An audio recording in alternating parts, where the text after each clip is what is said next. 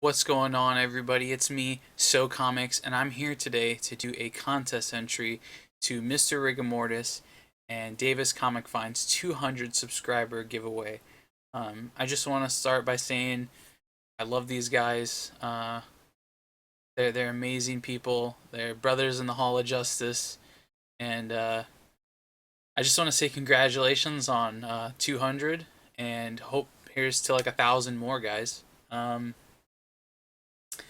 So they have two requirements. They each have different questions, but these are two requirements that you must be subscribed and you must be 18, and I'm both. I'm subscribed to both of them. I have been for a long time, and I must be 18. I'm 18. So I'm going to go ahead and start off with Davis Comic Finds, Davis Detective Comic Finds, as I call him. His entry, his questions, and that is, what is your favorite Spider-Man villain and why? Um, I don't have anything to show of him. My favorite Spider-Man villain is Mysterio. I always have liked him, and as most of you know, I'm new into the Spider-Man collecting game. But I always like Mysterio. He's just a cool, mystical villain. I just love his style, love his look. I love his, the way he does illusions and all that kind of stuff. Is just to me, he's just an absolutely incredible villain, and I don't know. I've always gravitated towards him. I've always said in past videos that I give Spider-Man. I think Spider-Man has literally like the best villains in the Marvel universe by far, hands down. Um, so yeah, Mysterio. Next is my favorite Amazing Spider-Man cover. Um, so I'm very new to collecting, and I don't have a whole lot of Spider-Man books. Um, I was gonna hold some up, um, but I wanted to show something off that I have. So I'm gonna tell you what, if I own the books, what would be my favorite Spider-Man covers. And that would be ASM 66. It's got that great Mysterio. It's not his first appearance, but it's got that great Mysterio on the. He's on the left side of the book, the spine, and he looks very stoic and super cool. And in the smoke by his feet, it's got the little kind of let you know about what's going on in the story. Um, and then Spider-Man ASM, was it 311 with the was it a McFarlane Mysterio cover? That one's dope. Where it's like green and it's his, it's his head and Spider-Man's reflections kind of in it. That's such a cool cover. Absolutely amazing cover. Um, but those are ones that I don't have that I would want to show. So I'm still gonna show off a cover. This is one of my favorites that I have. I went through some of my Spider-Mans. This is ASM 314, another McFarlane cover. But most of you know I love Christmas, and this is just a great Christmas cover. Absolutely amazing cover. I love Spider-Man with the Santa hat on. I love Santa Claus. I love that Spider-Man's getting kicked out of the the apartments or the hotel, the Bedford Towers. Um, well, they're evicted, so they're evicted out of their apartment. But I don't know, something about this cover. I really like this cover in the snowfall. It's a really great cover to me. So that's one of my favorites. And then his third was to list Spider-Man artists from least to greatest. Least to greatest. So I'm gonna go ahead and do that, and I hope nobody jumps on my back and gets mad at me for this list. This is just what I think. Of course, I'm new to the game, but these are my picks. So from least, I'd have JR as my very least. Not that he's terrible, he's just not my favorite pretty much anytime. Um, I don't know, not a fan of JR. Um, Next would be Eric Larson. After that, Mike Zeck. And then Ron Friends. And then Mark Bagley. And then Todd McFarlane. And this is gonna be, so I got Todd McFarlane there, and then I know I'm gonna do Steve Ditko. Not that he's, some are gonna put him on the very best. Um, I'm gonna give it to somebody else, and I'm gonna put my favorite ASM artist is Romita. I really like John Romita. I think his covers are incredible. They're memorable, um, and they're just amazing. That's all I really have to say. Um, so that's Davis's part of the contest, and now I'm gonna move on to Mr. Rigamortis. I'm gonna do his part of the contest, and he wanted to know your favorite comic book related soundtrack. And he said if we said the Batman 1989, that we had to pick a second one. Well, of course, I think you know, my guys in the Hall of Justice, they know I love Prince, and I'm gonna have to go with the Batman 1989 Prince soundtrack. But I do have a second runner-up, and I think Rig will agree with me, and that is the Batman the Animated Series soundtrack. Most of you know Danny Elfman did the theme, but Shirley Walker composed pretty much all of the great songs that you hear in the series. And if you can have a listen to the Batman animated soundtrack, like if you can get a hold of the CDs or even listen to it somewhere on YouTube, hands down, probably one of the best soundtracks. I mean, it made that show. That show, with the art and the sound, it wouldn't have been as great without both. Just go check it out, seriously. Um, and then you want to know your favorite '90s story arc. And I did two, Rig, so I hope that's okay. Two of my favorite '90s story arcs. My first one being A Lonely Place of Dying. I have some copies here.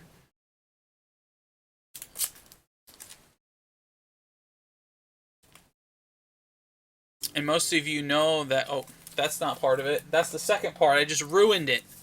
But most of you know that I'm a big Tim Drake fan, and this arc kind of has his first appearance, his first time being Robin, the Robin suit, and it's probably one of my favorite '90s arcs. Plus, you can beat Wolfman and Perez, Aparo on these books. You just can't.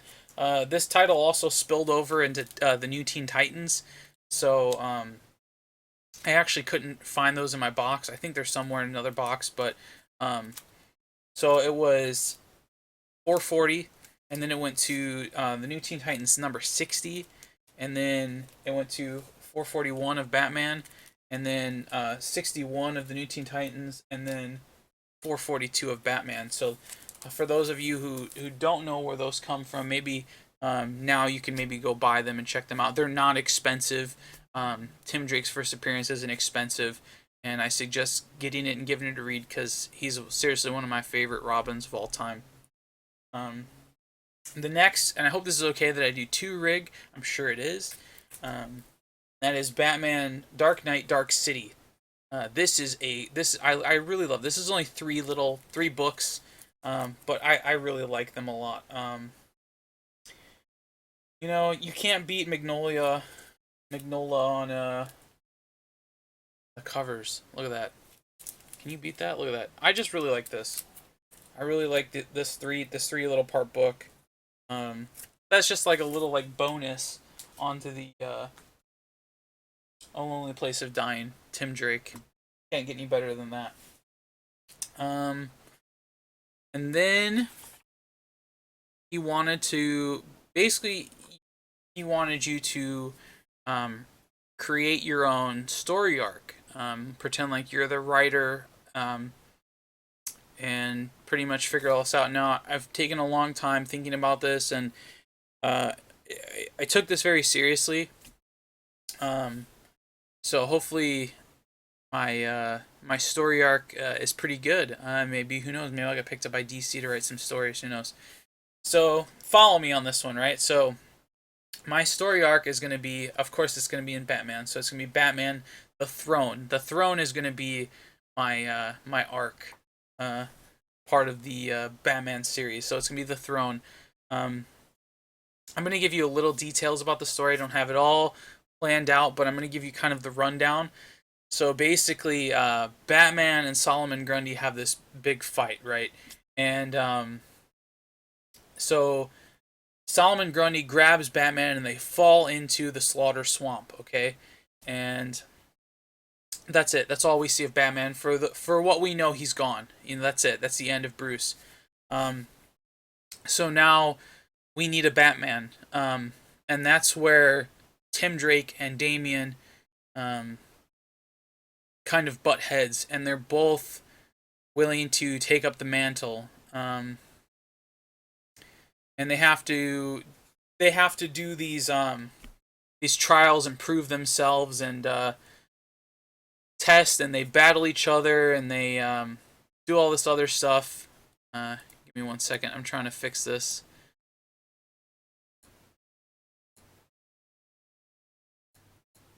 So basically, sorry guys. So basically, they battle themselves. They're battling against each other, a battle of wits.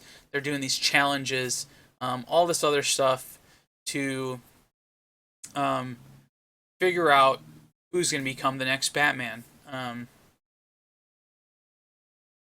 So yeah, I don't have much planned out besides the end. So I think it'd be cool.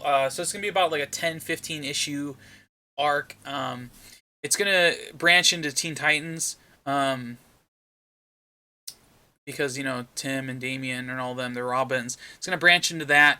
10-15 issues.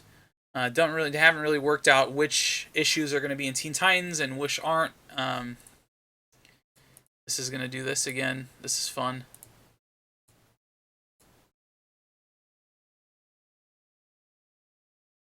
So hopefully that fixed it again. But yeah, I'm not too sure what's going to be where. I do know that the artist I want working with me would be George Perez. He's one of my favorites, and I think if I was a writer, I would pick him up to do the whole thing, covers and interior, if he was willing.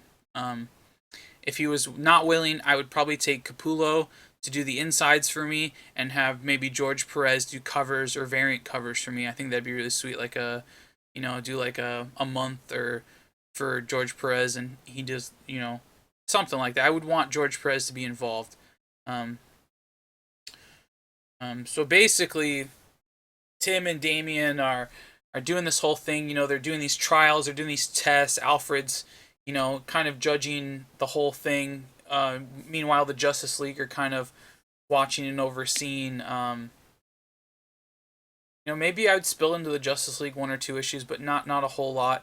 Mostly, it would just be Batman and Teen Titans, because I feel like there would be conflict with the Teen Titans losing out on the Robins. Damian. I feel like there would be good conflict there between the teams. So basically, it gets to the end. I would put I would make it so I'd be in charge. So Tim would eventually come out ahead. He'd be using his smarts to outsmart Damian, while Damian's very hot headed and he's physical. And not that Tim's not physical, but Tim's a little smarter and more of a detective. And I just feel like he would outsmart Damian. And so Tim would be about ready to sit on the throne, if you will, and don the bat cape and the cowl and everything, and Bruce would there'd be a panel where Bruce is standing in the entrance of the cave, dripping wet, soaked from the swamp, and he would say like "not on my watch" or something like that. He would say something corny, maybe some Silver Agey or something. I don't know. That's what I'm picturing.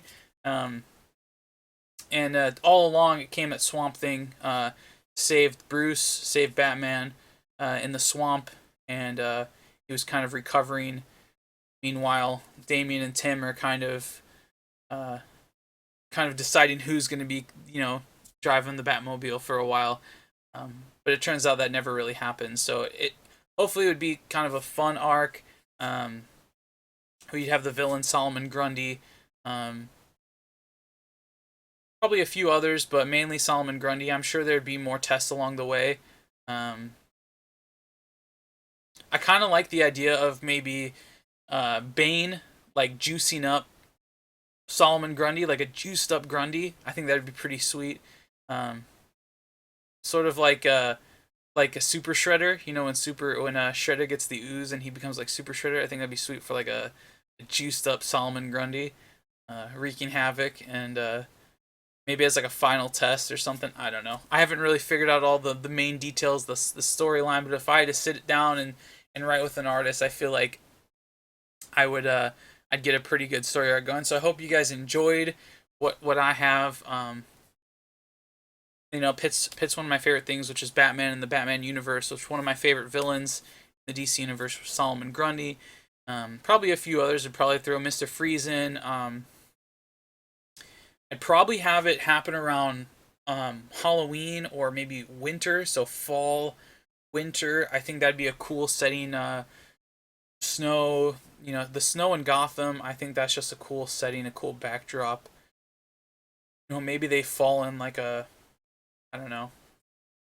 It'd be cool. I think Mr. Freeze or some Scarecrow goodness.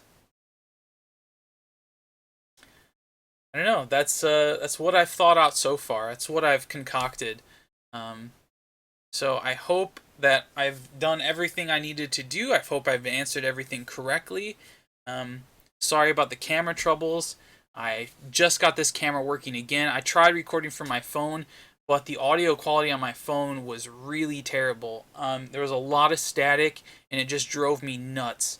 So I do have a new camera coming in, and it's going to be here hopefully this week, so we won't have to deal with this crap anymore where it just shuts off and turns dark and all this crap, because I can't stand it anymore. It's absolutely terrible. I don't know why it starts to just shut off and turn black and all this other stuff. But